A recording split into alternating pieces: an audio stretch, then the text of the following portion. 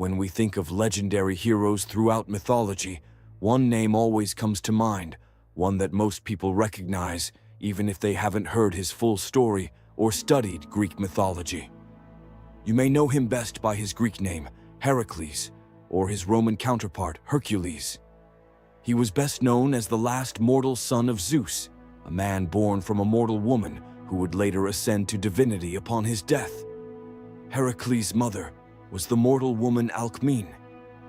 According to Homer's Iliad, when Zeus learned of her pregnancy, he made an announcement to all the other celestial beings that on this day, a child of Zeus would be born into the house of Perseus and would become a great ruler over all.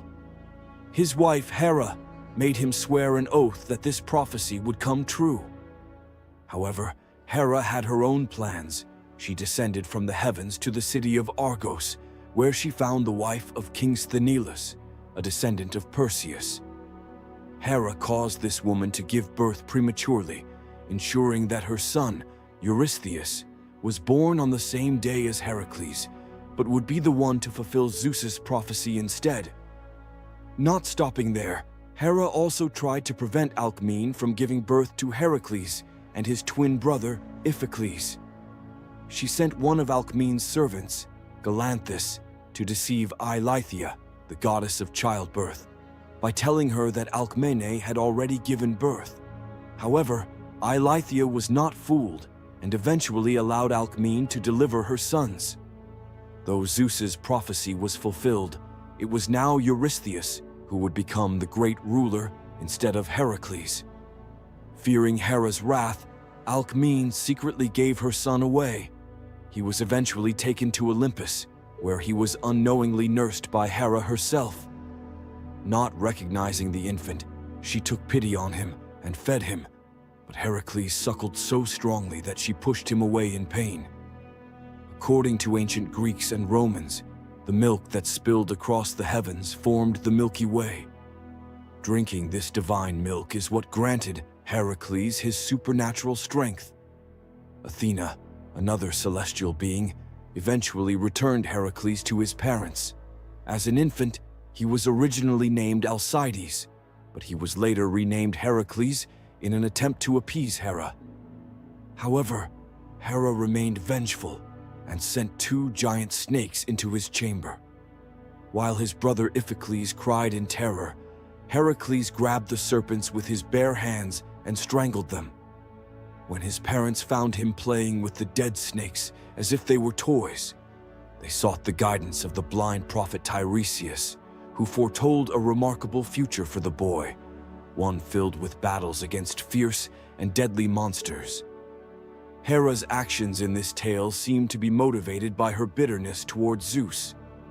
Though Zeus had many children, both celestial and mortal, Heracles seemed to be one of his proudest creations. This only fueled Hera's resentment, and she made it her mission to destroy him. As Heracles grew, his incredible strength became legendary. Many saw him as the strongest mortal to ever live, and some even believed his power rivaled that of the celestial beings. However, his immense strength was often overshadowed by his impulsive nature and lack of wisdom, which many considered his greatest weakness. Though he was not unintelligent, his strong emotions often led him into reckless situations. One tale describes how he became so frustrated by the heat of the sun that he aimed his bow and threatened to shoot at it. Because of this, Greek playwrights often depicted him as a brute, a large, muscular warrior who sometimes acted foolishly. Even in more serious accounts, poets described him as a primitive and extremely violent man. His weapon of choice was a massive club, and he wore the skin of a lion, giving him the appearance of an ancient hunter-warrior. Despite his flaws, Heracles often used his strength to help those in need. His most famous exploits occurred during his 12 labors, a series of challenges that would serve as both his punishment and redemption, solidifying his status as a hero. As his fame spread, so did Hera's hatred for him. He was a living reminder of her husband's betrayal. Heracles eventually married Megara, the daughter of King Creon. He was beloved by the people, But Hera, unwilling to let him find happiness, struck him with a fit of uncontrollable rage. In this frenzy, he tragically killed his wife and children. When he regained his senses, he was overcome with guilt and sought guidance from the Oracle of Delphi, hoping to find a way to atone for his sins. However, the Oracle was secretly influenced by Hera and instructed him to serve King Eurystheus. Originally, Heracles was assigned 10 labors, but Eurystheus later rejected 2 of them, increasing the number to 12. The first of these tasks was to slay the Nemean lion, a monstrous beast terrorizing the region of Nemea. The lion's hide was so thick that no weapon could pierce it. Legends tell of the beast luring warriors into its cave by capturing women as bait, only to slaughter them with its claws, which could tear through armor with ease. Realizing that conventional weapons were useless, Heracles fought the beast with his bare hands. After a grueling battle, he managed to strangle the lion to death. Using one of its own claws, he skinned the beast and fashioned its hide into his iconic armor. When he returned to King Eurystheus, the sight of Heracles wearing the lion's skin filled the ruler with fear, making him realize that this mighty warrior was even more powerful than he had imagined. Without hesitation, he informed Heracles that his second labor would be to defeat the Lernaean Hydra. "Bravo, cousin. I see the Nemean lion was no match for the mighty Heracles, but I assure you, your next challenge will not be so easy. The people of Lerna have been terrorized for years by the Hydra. Travel to that forsaken lake and rid them of their suffering." The Hydra of Lerna was a 9-headed water serpent that lurked in the swamps of Lake Lerna. This monstrous creature had been raised by Hera with a singular purpose: to one day bring about the death of Heracles. For this labor, Heracles enlisted the help of his nephew Iolaus. When the 2 heroes finally tracked the beast, they found themselves in a swamp shrouded in a thick layer of poisonous mist, emanating from the Hydra's gaping jaws. To protect themselves, they wrapped their faces in layers of cloth and began firing flaming arrows to lure the monster from its lair. When the Hydra finally emerged, Heracles charged forward, drawing his sword and severing one of its many heads. However, to his horror, 2 new heads sprouted in its place. No matter how many times he struck, the same dreadful phenomenon occurred. Each severed head was replaced by 2 more. Confounded, Heracles turned to Iolaus, who devised a new strategy: fire. Every time Heracles cut off a head, Iolaus would immediately cauterize the wound with a blazing torch, preventing new heads from growing. Realizing that her creation was losing the battle, Hera sent a giant crab to aid the Hydra. However, the creature proved to be little more than a minor distraction, as Heracles easily crushed it underfoot. At last, the heroes located the Hydra's one immortal head. Heracles took a golden sword, a gift from Athena, and severed the undying head. Using the same cauterization technique, he ensured the Hydra's demise. Before departing, Heracles dipped his arrows into the creature's poisonous blood, believing they would be useful in future labors. Upon returning to King Eurystheus, the ruler was displeased with the amount of assistance Heracles had received during this labor and refused to count it as a success. My, cousin! You seem quite talented at slaying beasts, but tell me, are your skills just as sharp when it comes to tracking them? I wonder. Bring me the Ceryneian hind. That is, if you can find the animal, of course. The third labor, the Ceryneian hind. Both King Eurystheus and Hera were angered by Heracles' completion of the previous 2 labors, so they devised a task they believed would bring about his downfall. This time, instead of killing a monster, he was ordered to capture a legendary creature. The Ceryneian hind was said to be so fast that it could outrun an arrow in flight. Heracles pursued the elusive beast on foot, chasing it across the lands of Greece for an entire year. Eventually, he managed to capture the hind, but this act enraged Artemis, the goddess of the hunt, to whom the sacred animal belonged. Eurystheus had hoped that the hunt would invoke Artemis's wrath upon Heracles. However, after pleading his case, the goddess agreed to let him complete the task, on the condition that the hind would be released back into the wild once it was delivered. When Heracles brought the captured hind to Eurystheus, the king announced that it would be added to his royal collection of exotic creatures, but Heracles had made a promise. He agreed to hand over the hind only if the king came forward and took it himself.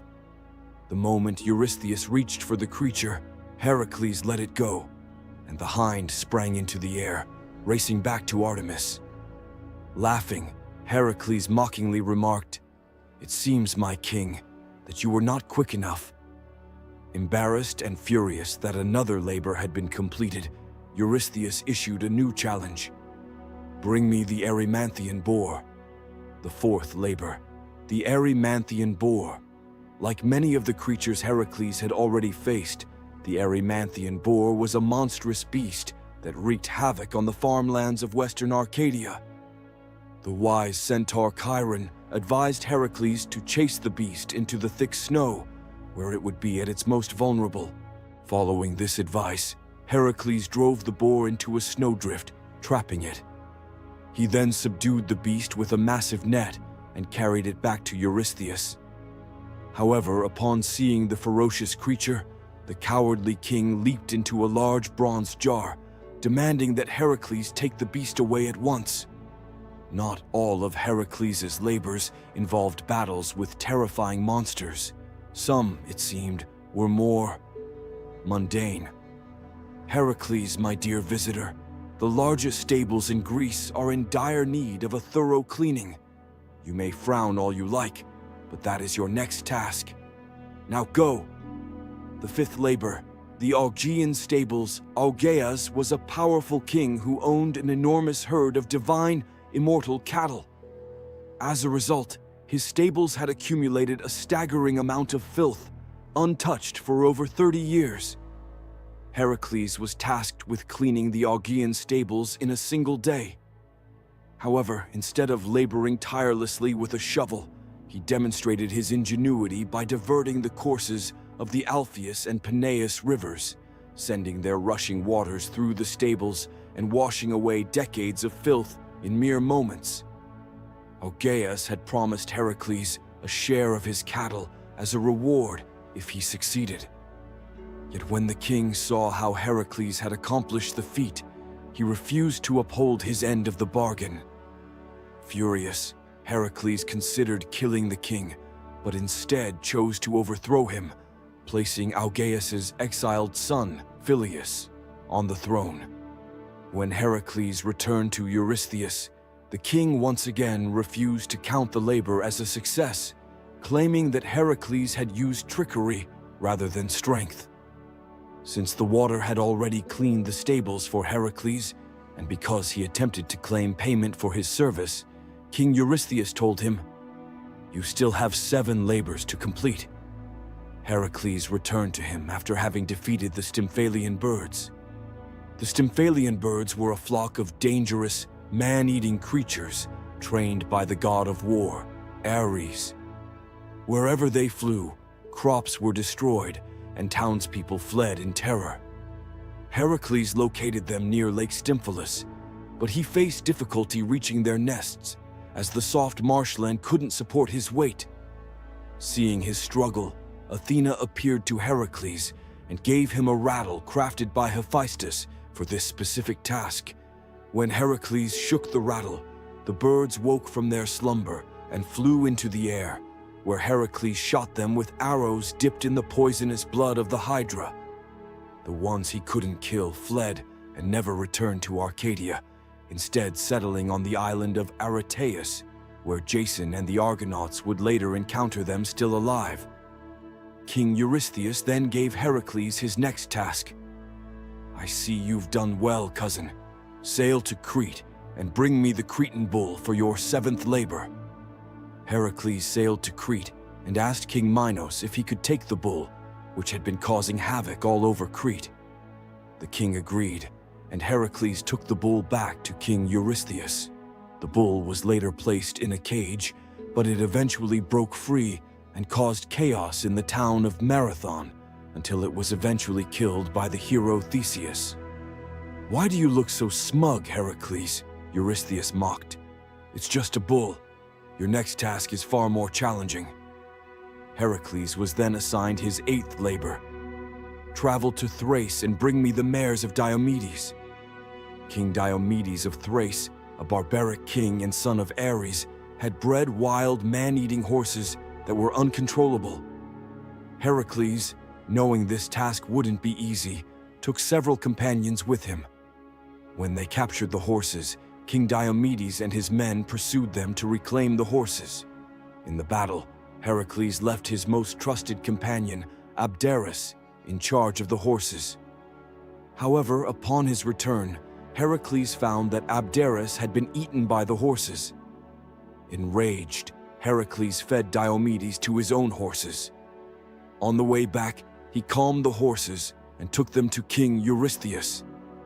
In some versions of the story, the horses were sacrificed to Hera. In others, they were allowed to roam freely, now permanently calm. "Once again, you have succeeded, Heracles," Eurystheus said. "But in your mourning for that poor boy, your task is complete. Only 4 more to go." Eurystheus then assigned him his 9th labor. "I take it you're familiar with Hippolyta, the Amazonian queen? Her father, Ares, gave her a magical girdle. Retrieve it for me, and your 9th labor will be complete." Upon reaching the island of the Amazons, Hippolyta was so impressed by Heracles' feats that she agreed to give him her girdle. Heracles invited her to a meal on his ship, where they could share stories. However, Hera once again intervened, disguising herself as one of the Amazon women and spreading rumors that Heracles intended to abduct their queen. The Amazons, believing these rumors, confronted Heracles. Thinking the queen had set an ambush, Heracles, unsure of how to handle the situation, ended up killing Hippolyta and taking her girdle. "You seem to be making quite an enemy of Ares," Eurystheus warned. "I'd be careful if I were you, Heracles. You may not live to complete your labors." Heracles was then sent on his 10th labor. "The giant Geryon has a herd of glistening cattle, unlike any I've seen before. They would make a fine addition to my collection. Go to his island and bring me those cattle." To complete this task, Heracles had to cross the Libyan desert to reach the island of Erythea, where Geryon lived. The desert heat frustrated him so much that he fired an arrow at the sun, Helios. Instead of being angry, Helios admired Heracles' courage and gave him his golden chariot to help him cross the desert. As soon as Heracles arrived on the island of Erythea, he encountered Orthrus, a 2-headed dog. With one powerful swing of his club, Heracles killed the watchdog.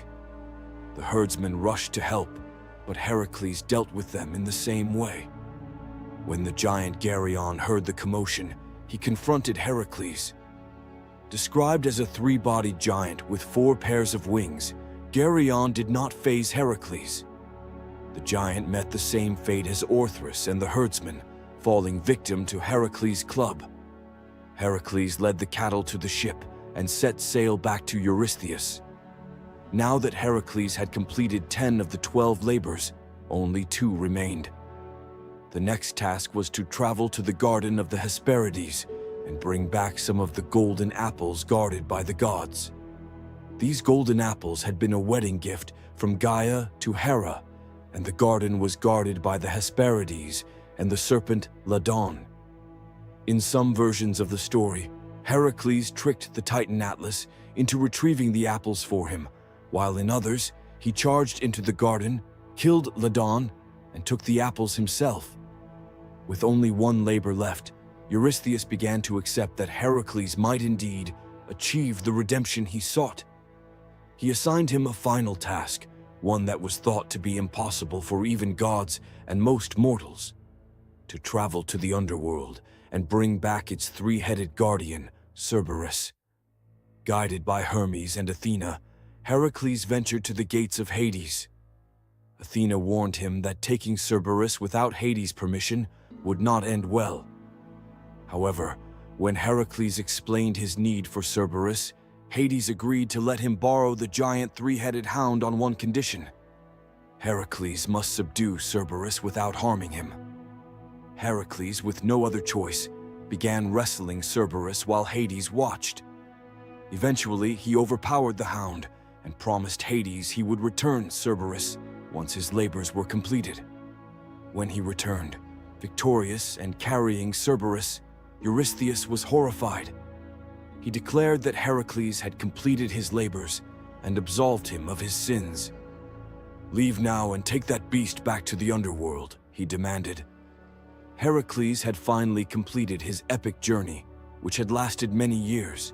He had come to terms with his dreadful actions and now felt he could move forward, no longer haunted by the guilt of his past. Soon after, he joined Jason and the Argonauts on their quest for the Golden Fleece and later remarried. However, his second wife's jealousy would lead to his death. She coated his clothing with a love potion made from the blood of the Hydra, causing Heracles to die a painful death. Witnessing Heracles' great deeds, Zeus decreed that Heracles would rise to Olympus and earn the status of a god. Although Heracles had been destined to become the greatest ruler of all time, Hera's spiteful actions led him to become instead the greatest Greek hero, and arguably the most iconic figure in all of Greek mythology. Growing up, I was always fond of Heracles, especially after watching the Disney movie. But you don't truly understand the character's motivation until you read about his early life and his 12 labors. Everyone loves a good redemption story, and Heracles' is one of the greatest. This video has been extremely requested, and since Heracles appears in so many stories, there will likely be several more videos featuring this legendary hero. Feel free to share your thoughts and opinions on Heracles in the comments below. As always, I've been your host, Mythology and Fiction Explained.